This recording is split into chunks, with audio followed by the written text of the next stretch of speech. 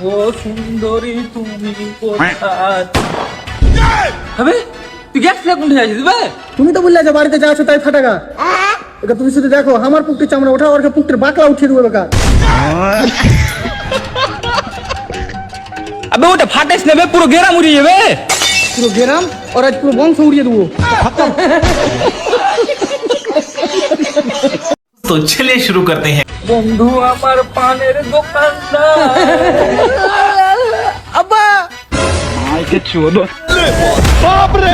সোরের বাচ্চা সবসময় লাখে কানতে কানতে বাড়ি আসবে, কি হলো বে?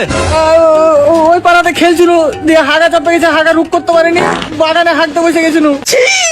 ওর বাচ্চা পুকুরের পেছনে বম ফেলে দিয়েছে, পুকুরের চামড়া উঠে গেছে। আমাকে বম কিনে দাও, আমিও বম জ্বালিয়ে সালারকে পুকুরটিতে ভরে দেবো।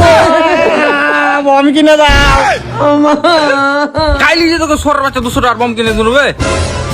তুমি যে বালের বিড়ি বম কিনে দিয়েছো মারা, ও তো ছোট ছেলে ফাটায়, আমি জানি না, আমাকে বড় বম কিনে দেয়।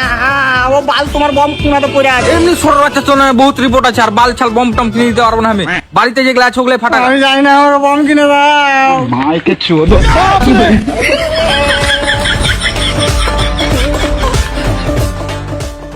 এই সোরের বাচ্চা গেলে আর পারা গেল না।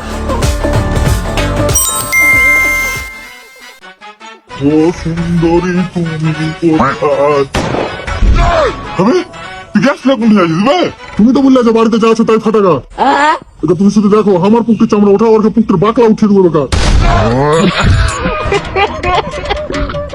আবে ওটা ফাটাইস নেবে, পুরো গেরাম উড়িয়ে যাবে। পুরো গেরাম ওর আজ পুরো বংশ উড়িয়ে দেবো।